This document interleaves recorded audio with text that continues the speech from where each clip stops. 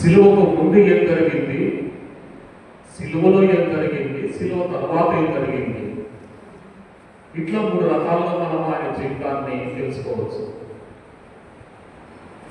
ఈ 3 రకములైనటువంటి జీవితాన్ని మనం తెలుసుకోవాలంటే చాలా సమయం పడుతుంది. కాబట్టి కేవలం సిలువకు ముందు ఏం జరిగింది మాత్రమే నేను తెలియజేయాలనుకున్నాను. అంటే క్రీస్తు సిలువ వేయక పడక మునుపు జరిగినటువంటి సంఘటనలు, సిలువలో ఏం జరిగిన సంఘటన, సిలువలో ఉన్నప్పుడు జరిగిన సంఘటనలు ఉన్నాయి, సిలువ తర్వాత జరిగిన సంఘటనలు ఉన్నాయి. అవి తర్వాత మనం ప్రభు జీవితం అయితే తెలుసుకుందాం. అయితే ముందుగా క్రీస్తు సిలువ వేయక పడక ముందు జరిగినటువంటి సంఘటనలు, ఇవి కూడా నేను ఎట్లా చెప్తున్నానంటే ప్రవచనము నెరవేర్పు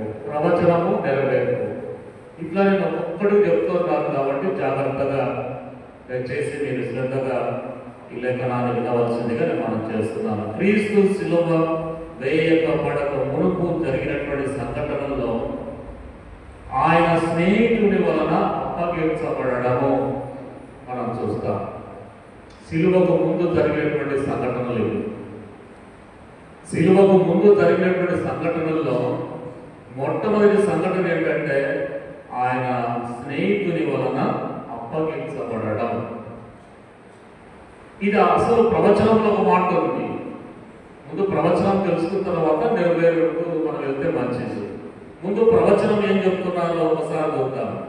కీర్తన గ్రంథము 41 వచనం ప్రవచనాన్ని చూద్దాం. ఎందుకంటే ఆయన స్నేహితుని వలన అప్పగించబడము అని మనం ఇప్పుడు చదివినాం.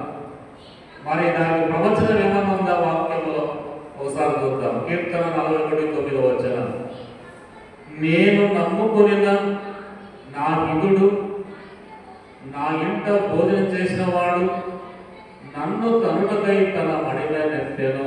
ఇది ప్రవచనం అండి.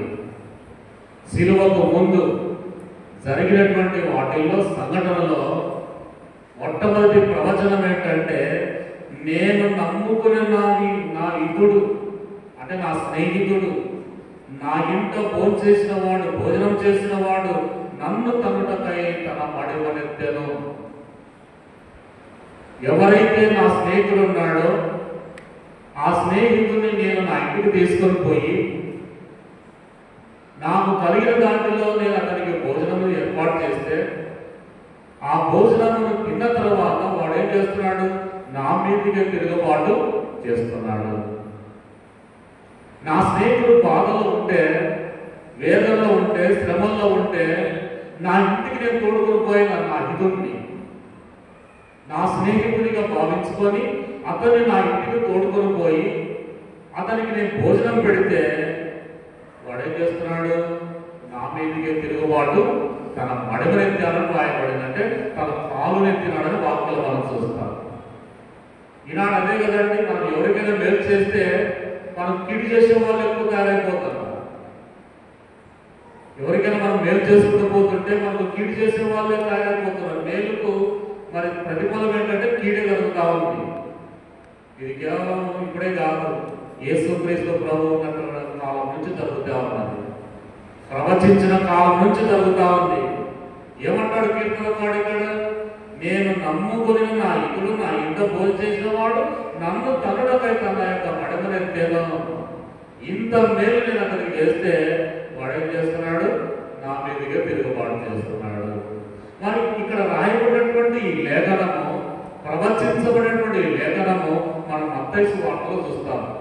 కీర్తన గ్రంథములో రాయబడినటువంటి ప్రవచనము మనం మత్తయి సువార్తలో చూస్తాం. చూడండి, నెరవేర్పు అన్నమాట. ఆ వాక్యం యొక్క నెరవేర్పులో మనం మత్తయి సువార్త 26వ అధ్యాయము 49-50 వచనాల్లో మనం చూస్తాం. చూడండి, కీర్తనకారుడు మాట్లాడిన విధానము మత్తయి సువార్తలో డిటో అదే అక్కడ జరిగినట్టుగా మనం చూస్తాం. వెంటనే యేసు వద్దకు వచ్చి బోధకుడా, నీకు శుభమని చెప్పి ఆయనను ముద్దు పెట్టుకొని యేసు చెలికాడా నీవు చేయవచ్చినది చేయమని అతనితో చెప్పగా వారు దగ్గరకు వచ్చి ఆయన మీద పడి ఆయనను పట్టుకొని.